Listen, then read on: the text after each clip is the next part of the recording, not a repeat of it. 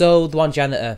I know, it's been a while since I last responded to him, if I did. I think I did a while back. It's been a long time. I make too many videos. But this video is about, can words hurt? Yeah.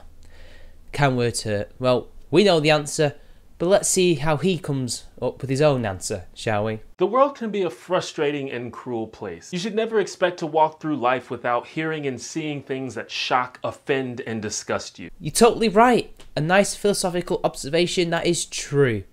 Life can be hard.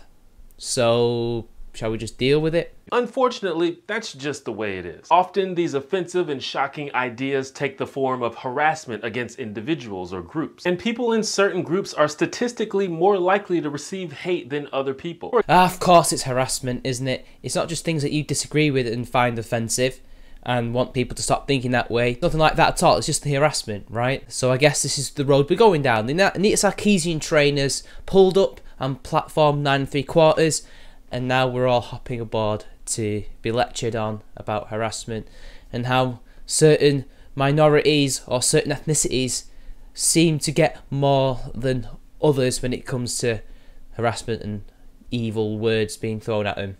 Yeah, sure. For example, public figures and celebrities, by the nature of their inflated exposure to the world, receive way more harassment than other people. But even among those who aren't public figures, groups like women and LGBT people receive a disproportionate amount of harassment and bullying compared to other groups. It's funny he mentions women because men get harassed more on the internet, says Pew Research. So already he's wrong there. And as for other minorities, does he mean in the US or in the UK? Whereabouts does he mean? Because all these things are kind of relative to where you are in the world. For example, a white person in Zimbabwe is far more likely to be the subject of racism than, say, a black person, but apparently white people don't get as much racism as black people, according to these social justice warriors. Yet clearly in the world we see this happening.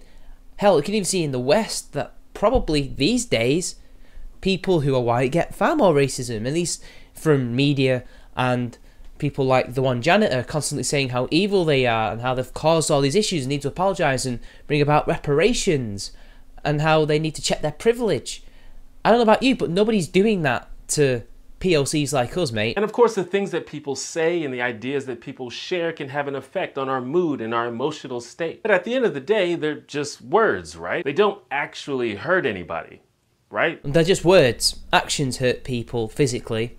Of course, as you mentioned before correctly, your feelings get hurt, but you yourself are not physically hurt. You are not hurt. You live to fight another day and live to be triggered another day. But I guess you take the opposite opinion to me, right? They do hurt. They do cause all these things despite context, right? So harassment and bullying is a big problem, especially online. And this problem is made even more complicated by the fact that certain types of people are disproportionately targeted, which, like men, calls into the conversation questions about prejudice and stereotypes and perceptions of certain groups, which is sadly more than I want to cover in this particular video, but maybe one day. So I think that most people agree that when harassment evolves into violence or stalking or other credible threats to someone's safety and well-being, that's something that we shouldn't ignore. But what about verbal or written harassment? Well, we have the block button. We do have the mute button. This is on Twitter. On Facebook, you have just a block button, I do believe. I don't know. I rarely go on there now. We have these things. We have these functions that have been around for quite a long time, maybe since the AOL days or well before then. That's what people used to do. We used to block these people, move on, and if it did become something that could be very serious and potentially harm us, we call the police and say, this person I think is definitely cyber stalking me. I think this person is definitely trying to kill me or hurt me in some way. Maybe you should investigate this and see what's going on. That's how we deal with these things. But by then, that goes beyond words, doesn't it? That's an action. They're taking an action against you. It's not just something that they said to mess with you that they might only ever say once. You're talking about sustained harassment. You're talking about sustained actions against a person. But hey, you know, I guess this is just me. I guess this is just the prejudiced shitlord speaking, and I guess I should get woke by somebody who clearly knows more about this than me. Go on, Jay. While most people acknowledge that it exists and it sucks, a lot of people's default reaction is to downplay its significance. Because they're only words, of course. They can't actually hurt you. Well, it's not just that. It's like, deal with it. Grow a thicker skin. Become a more powerful person. Rise above it. That's how you deal with people just calling you names. That's something you're taught as a kid. And you should be using that as an adult. They're not downplaying it. That's literally how they think it is. That is the severity that we should approach people flinging insults online at each other. As long as it's not sustained harassment in a witch hunt, like social justice warriors love to pull off every now and then. See Adria Richards, see Laughing Witch and Jenny McDermott. We have a problem with those witch hunts. But when it's just people in an argument, or they're trying to troll people and bait people, ignore them. Get over it. It's just words. But there's several problems with this. First of all, I should point out that I think this is often said disingenuously. Like, there's kind of a movement in today's society that's trying really hard to normalize douchey behavior by calling people snowflakes or triggered or overly PC whenever they call someone out for being an asshole. When people use those words, they use them as slang terms. They're not used to justify anything, Jay. They're used specifically to denote a type of behaviour that has happened, or what the type of person this person happens to be. They're not used to justify any kind of behaviour whatsoever, considering that even social justice warriors have used the term snowflakes and triggered in ironic fashion against shitlords. And acting PC, like, no. Again, that's used in a specific context. And what context is used by? People such as yourself and Nita Sarkeesian, who are using harassment to try and police people's speech, to try and stop them saying things that they would be allowed to say in a free society, but because these words are perceived to hurt, and that these people and groups in general are dealing with this so-called horrible harassment problem, we should be curtailing free speech online to protect people, when we all know what the real reason behind all that is, and that is to curb criticism. That is to create an echo chamber where only your ideas are allowed to exist, and someone's ideas, such as Sargon's, or hell, my own, or anybody who's got a different opinion to the social justice mantra, is outlawed, essentially. That is what those words are used against. They're trying to stop that attitude from taking over, and I think you are the disingenuous one by painting these people as just horrible cunts who want to justify cuntish behaviour when they're not. And I think this is often that. People are like, get over it, stop being so sensitive, it's just words. But no, in my view, it's okay to call someone out if they've been a garbage human. Oh, I see what you did there. Yeah, that's being a garbage human. Doing fuck all. That's being a garbage human. Because as we know, Jay, you are of the belief that just sitting there doing nothing is harassment. Why? Because then you can interpret that in whatever way you like. You can see that as intimidation. You can see that as a show of force, when really it isn't. They were just watching. And even then, if they were to move back from the front of the bus, like a good Negro, wouldn't they then still be the most dominant group there? There's 30 of them. The front would be empty, and you'd still see them. You could probably still pick out Sargon from the crowd and call him a garbage human. Yeah, funny that Anita is not an harasser, is not a bully, for randomly picking Sargon out of the crowd and verbally berating him and abusing him unprovoked. But Sargon sitting there is, I love you, you're such a hypocrite. And I think it's pretty harmful to make the assertion that it's unreasonable for a victim of harassment to confront or condemn their harassers. Well, that's funny, because when shitlords do use those words, they're not doing that to people who are confronting harassers. And I do agree, we should confront these people. Well, at least if you're able to deal with them yourself. Otherwise, you would just get the police.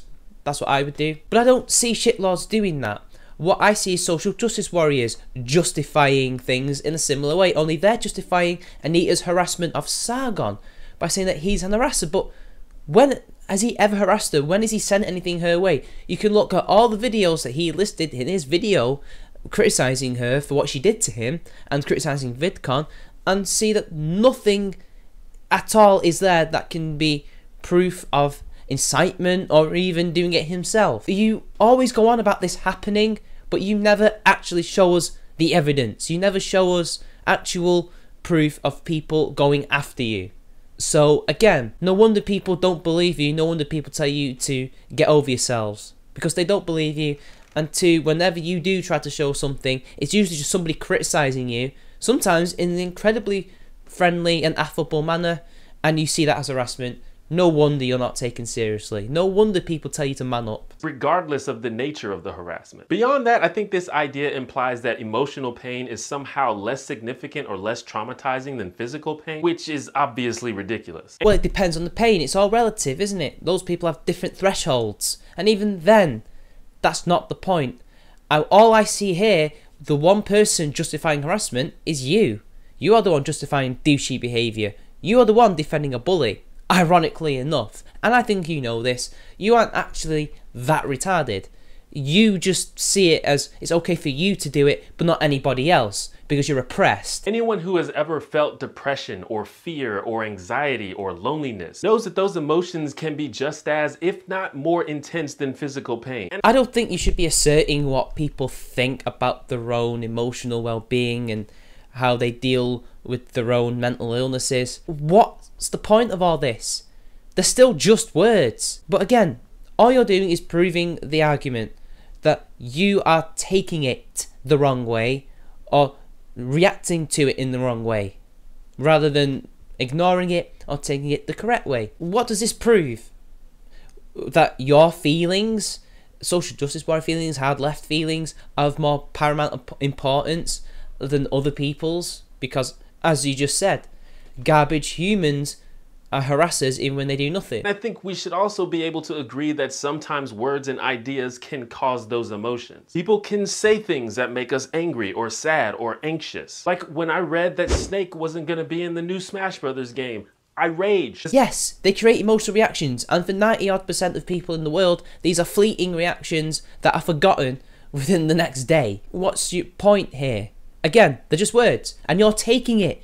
You are taking it. Offence is not given, it's taken. It's all reactions, and people react in a different way, but at the end of the day, these are just words. You can ignore these words. You don't have to read the news. You don't have to worry about the next Smash Brothers game. It's nowhere near as bad as being bombed or getting your head kicked in the street.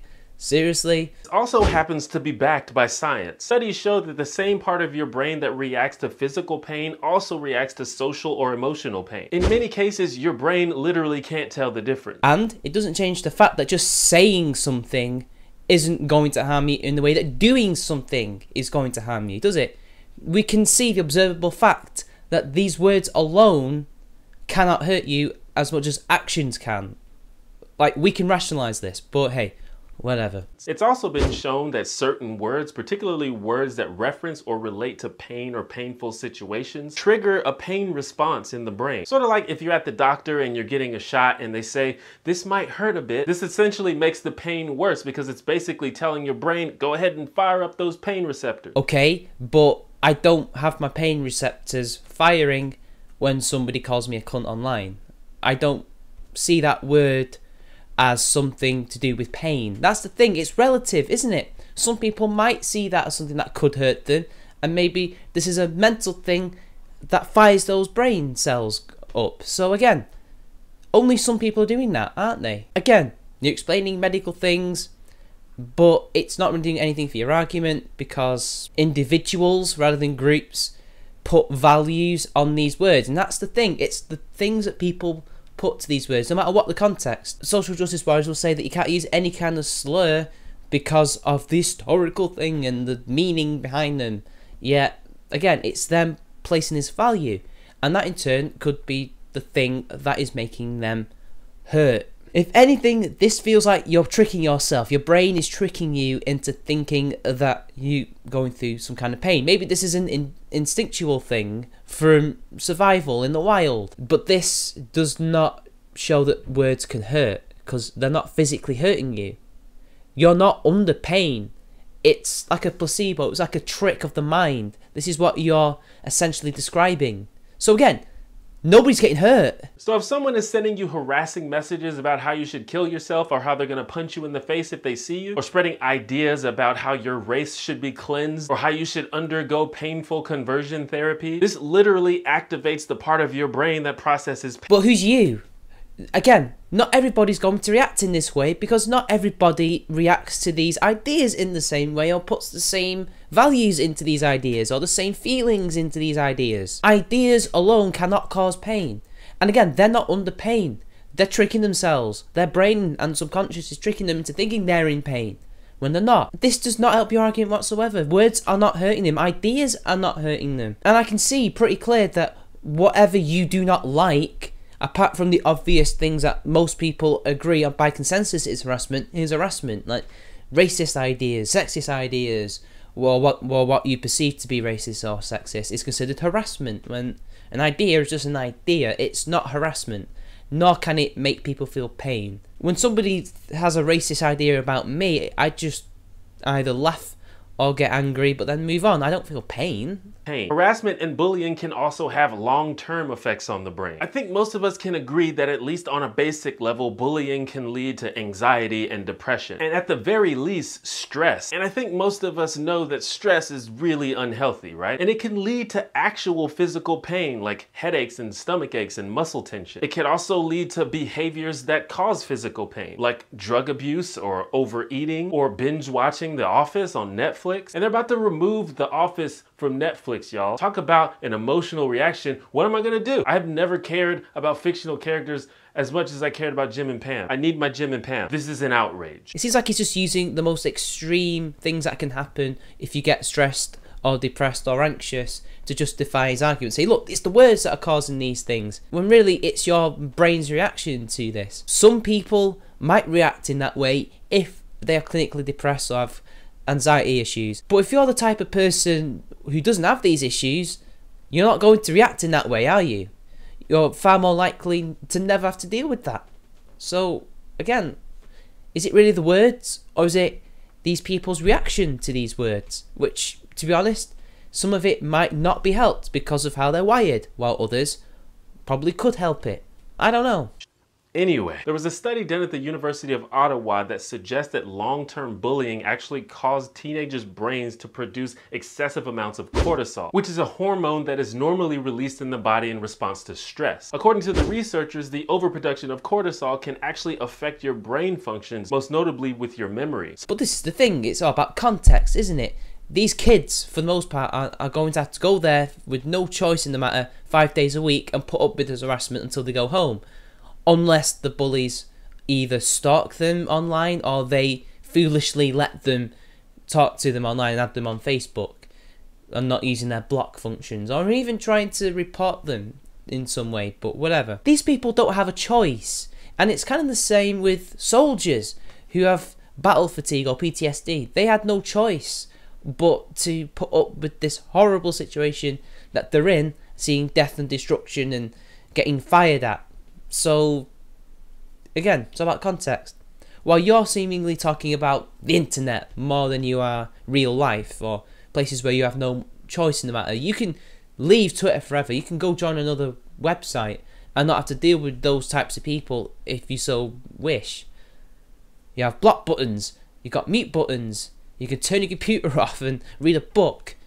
You can avoid these people. It's never been easier on the internet, but hey, you know what, I guess it's all the same. We're all going to end up with all these horrible things because of words, right? And again, with bullying, especially in school, you're going to get physically attacked as well. You're going to get in fights. People are going to hit you. People are going to trip you up and do all sorts of things that might add to that. So again, it's not just words that are being used, but actions. So I think most of us who value not being an asshole understand that it's not cool to harass or bully people. Yeah, you know, like calling somebody names at a panel unprovoked because you want to set an example on them, and then you're setting your fans on them, causing further problems for them online. Yeah, I guess we can agree with that if we're not hypocrites. Verbally or otherwise. Unless it's somebody who disagrees with you, because then even when they say nothing, or then they say I just want to talk, they're the harassers for just sitting there, right? But on that same token, I'd say it's inaccurate and irresponsible to tell people to just suck it up because they're just words. I would say it's very good advice. Teach people to have thicker skin, to deal with their emotions, to not put so much thought and value into these words. Teach them that how you react might also impact on this. Teach them how to deal with these types of people. Maybe that would nip the problem in the bud rather than just making these stupid videos saying words hurt, let's stop using these words and ban these words. Maybe teaching people how to deal with trolls and bullies would help solve the problem. But then again, that's victim blaming. It's like when you try to teach a woman self-defense, or even a man self-defense, so that they don't get assaulted or raped. Now, apparently that's victim blaming. So, yeah, why am I arguing that, eh? Because the fact of the matter is that words and ideas can and do hurt. Sometimes even more than sticks and stones. You see, you've got to act on the threat of I'm going to punch you. You've got to act on the idea I'm going to gas the Jews 1488. So yeah, actions do hurt more than words and ideas. But then again, it's this type of attitude that allows the one-janitor to essentially frame Sargon as an harasser for doing nothing, and to stop people from having a free-flow exchange of ideas, because ideas hurt people. Look, science apparently proves it when it doesn't. So anyway, I think we all knew this guy was a raving hypocrite when he made this video. I think it's quite obvious that all he's saying is that, look, placate my feelings, placate my ideas, because they're the ones that are true, and I'm oppressed. So obviously you say these things because words hurt, but when you have the same thing happen to you and I don't agree with you, no, you're the harasser here. And what Anita did, she didn't do nothing. What? So anyway, I'll see you all later.